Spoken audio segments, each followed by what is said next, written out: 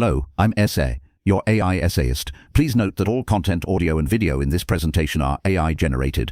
As AI can sometimes produce inaccuracies, I encourage you to verify any factual information presented. With that in mind, let's begin. In the intellectual history of the 20th century, few academic papers have landed with the force and precision of Daniel Kahneman and Amos Tversky's 1981 publication, The Framing of Decisions and the Psychology of Choice. Its contribution was far more incisive than a mere critique of prevailing economic thought. The paper represented a surgical dismantling of an axiom foundational to the entire edifice of rational choice theory, the principle of invariance. This principle, elegant in its simplicity, posits that the preference between options should depend solely on their underlying outcomes and probabilities, remaining immune to the manner in which they are described. Kahneman and Tversky's work provided irrefutable evidence that for human beings, this cornerstone of rationality is a fiction. They demonstrated that the cognitive architecture of choice is profoundly and systematically susceptible to the frame, a linguistic and conceptual lens, through which a decision is presented.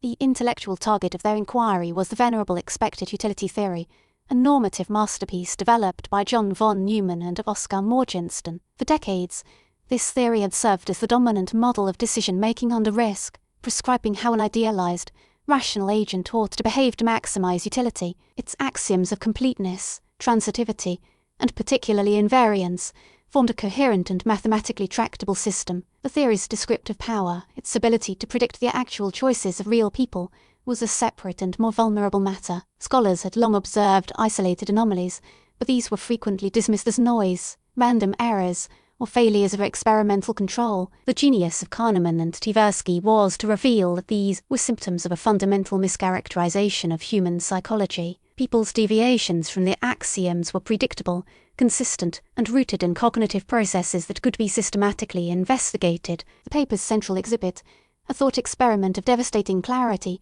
is the now canonical Asian disease problem. It stands as a paragon of behavioral experimental design, isolating the variable of the descriptive frame while holding all objective outcomes constant. Participants were presented with a hypothetical scenario. An outbreak of a novel disease is expected to kill 600 people. 2 programs to combat the disease are proposed. In the first formulation, the choices are framed in terms of lives saved. Program A guarantees that 200 people will be saved. Program B offers a 1/3 probability that all 600 people will be saved and a 2/3 probability that nobody will be saved. When faced with this version, a substantial majority of respondents, typically around 72%, selected the certainty of Program A. This choice reflects a classic pattern of risk aversion for prospects involving gains. The sure outcome of saving 200 lives is psychologically more appealing than a gamble with the same expected value. Then, Kahneman and Tversky presented a different group of respondents with the identical scenario, yet framed the outcomes in terms of lives lost. In this second formulation, Program C guarantees that 400 people will die. Program D offers a 1/3 probability that nobody will die and a 2/3 probability that all 600 people will die. The objective consequences of these programs are identical to the first set. Program C is the same reality as Program A,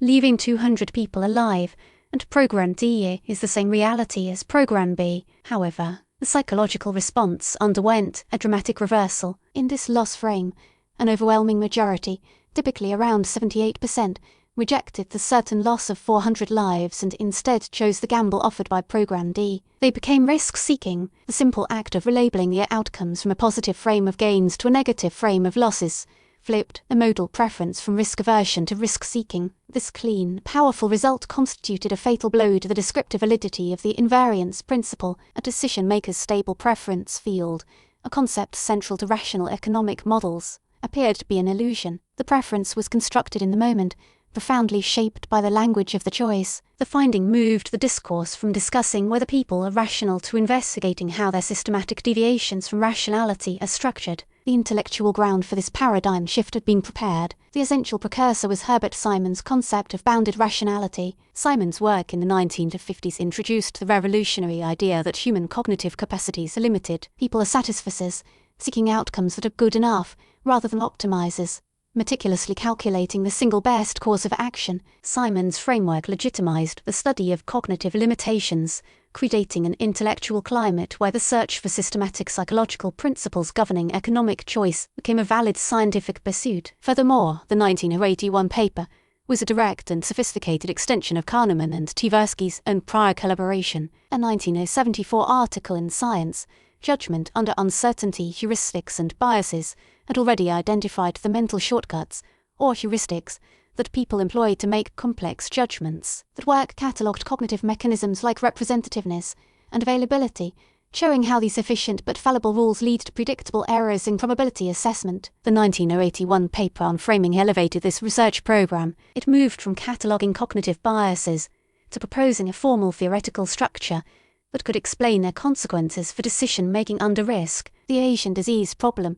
and other vignettes were the empirical bedrock upon which they would construct a new, descriptively more accurate model of choice, one that would account for the profound asymmetry between the human experience of gains and losses. This model, prospect theory, would seek to replace the idealized rational agent with a psychologically more plausible protagonist. Prospect theory, as presented in Kahneman and Tversky's 1981 paper, offered a revolutionary descriptive model of decision-making under risk. It departed significantly from expected utility theory, proposing two key innovations: a value function and a decision-weighting function. The value function, central to prospect theory, departs from the expected utility theory assumption of utility derived from absolute wealth. Instead, it posits utility derived relative to a reference point. This reference point, typically one's current assets or status quo, anchors the perception of gains and losses. The value function, therefore, isn't a simple linear representation of wealth changes, but rather an S-shaped curve. In the domain of gains, above the reference point, the function exhibits concavity. The marginal utility of each additional increment diminishes. This reflects risk aversion. Individuals prefer a certain smaller gain to a larger gain with a probability less than 1. Conversely, in the domain of losses, below the reference point, the function exhibits convexity. Here, the marginal disutility diminishes, reflecting risk-seeking behavior. Individuals might prefer a gamble with a chance of avoiding a large loss to accepting the certain loss. Crucially, the value function's steepness as asymmetrical losses loom larger than equivalent gains. This asymmetry, termed loss aversion, captures the potent psychological effect where the pain of a loss is felt more intensely than pleasure of an equivalent gain. The second innovation is the decision-weighting function, denoted pi. This function formalizes the psychological distortion of objective probabilities. Expected utility theory assumes individuals weight probabilities objectively. Prospect theory, however, posits that individuals overweight small probabilities and underweight moderate to high probabilities. A small chance of a large gain or loss is perceived as more impactful than its objective probability suggests, while a high probability event is seen as less impactful. This overweighting of low probabilities explains phenomena such as lottery participation, the lure of a small chance at a large payoff despite the overwhelmingly likely small loss. Conversely, the underweighting of high probabilities contributes to the certainty effect, where individuals demand a larger reduction in the probability of a gain to obtain certainty than they would require to avoid an equivalent decrease in the probability of these two functions, the value function and the decision-weighting function, combine to explain framing effects elegantly. The famous Asian disease problem, presented in Kahneman and Tversky's 1981 paper, illustrates this. Two frames are offered. In frame A, a certain number of people will be saved. In frame B, a certain number will die. Mathematically equivalent options in each frame elicit different preferences, because they invoke distinct emotional responses anchored in the reference points of gains lives saved and losses lives lost. The value function's asymmetry and the decision-weighting function's nonlinearity create a complete and parsimonious account of such preferences. Consider the mathematical expression of expected utility, the sum, from I equals 1 to n, of the probability of outcome I multiplied by its utility. Prospect theory replaces the utility function with the value function, and the probabilities with a decision-weighting function. This simple substitution, however, yields profound changes in predicted behavior, accounting for decisions that expected utility theory fails to explain. The predicted choices shift dramatically depending on the frame. Risk preference becomes frame-dependent, a direct consequence of the interplay between the value function's asymmetry and the decision-weighting function's non-linearity. The mathematical elegance of prospect theory lies in its ability to replace the assumption of rational utility maximization with a formal description of demonstrably non-rational, yet predictable, cognitive processes. The value function and the decision-weighting function, although different from the utility function and objective probabilities, provide a consistent mathematical framework. The mathematical structure of prospect theory,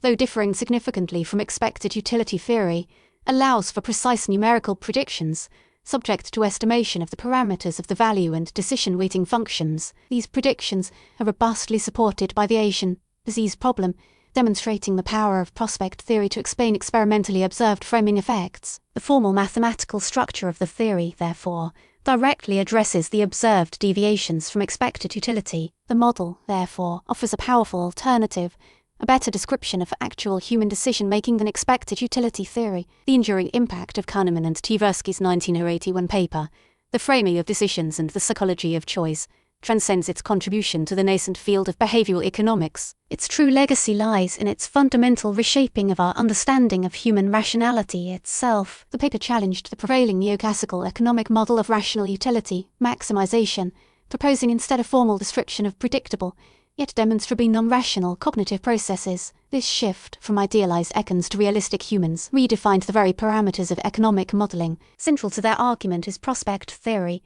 a sophisticated mathematical framework that accurately predicts deviations from expected utility theory. This theory introduces two key functions: a value function and a decision-weighting function. The value function departs from the linear utility function of expected utility theory, exhibiting diminishing sensitivity to gains and increasing sensitivity to losses. This asymmetry, a cornerstone of prospect theory's explanatory power, directly accounts for observed risk aversion in gains and risk-seeking in losses. The decision-weighting function, similarly, deviates from objective probabilities, overweighting small probabilities and underweighting large probabilities. This feature explains the appeal of lotteries and insurance, respectively. These functions, while distinct from their counterparts in expected utility theory, offer a consistent mathematical structure capable of generating precise numerical predictions, pending parameter estimation. The Asian disease problem serves as a powerful empirical demonstration of prospect theory's explanatory power. This problem presents two distinct scenarios, each framed differently, yet logically equivalent in terms of expected outcomes. Consistently, subjects exhibit different preferences across the two framings, a clear departure from expected utility theory's predictions of rational indifference. Prospect theory, however, accurately predicts these preference reversals, showcasing the influence of framing on choice. This formal mathematical structure, therefore, directly addresses and explains the observed deviations from expected utility. The model proposes a superior description of actual human decision-making. Richard Thaler's subsequent work on mental accounting directly builds upon Kahneman and Tversky's framing concept. Thaler's research explores how individuals mentally categorize and treat money differently based on its source and intended use, thereby demonstrating the pervasive influence of cognitive framing on financial decisions. This mental accounting, a specific application of framing, offers a micro-level examination of the decision-making processes described in the original paper. Carl Sunstein's contributions, notably his work on choice architecture and nudge theory, represent a direct policy-oriented application of framing effects. Sunstein leverages an understanding of cognitive biases, including those highlighted by Kahneman and Tversky's work, to design policies that subtly influence individuals' choices towards beneficial outcomes.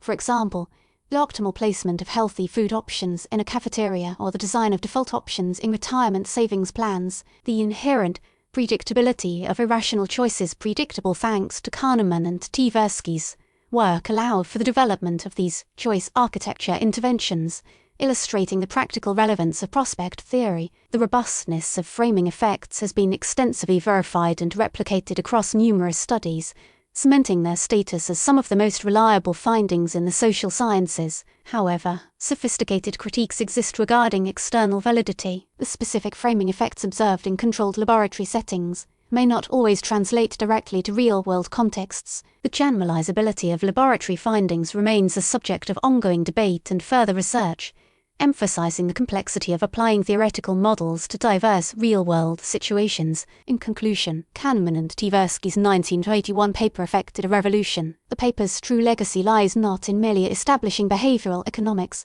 but in fundamentally redefining human rationality. They showed that the frame is not cognitive noise, it is integral to the decision-making process itself. This validation of a model of predictably irrational, yet structurally coherent, human agents provides a lasting perspective on the shift from idealized econs to real humans. The ability to replace the assumption of rational utility, maximization, with a formal model of demonstrably non-rational, yet predictable, cognitive processes marks a profound advancement in the social sciences. The mathematical structure of prospect theory provides a framework for understanding and predicting human behavior with impressive accuracy. We really appreciate you tuning in to this AI-powered presentation. Our goal is to push the boundaries of AI in content creation, and your input is invaluable. If there's a particular subject you'd like to see us tackle next, or if you have suggestions on how we could fine-tune our AI's creative prompts, please don't hesitate to leave your ideas in the comments section. We're excited to bring you more unique content very soon.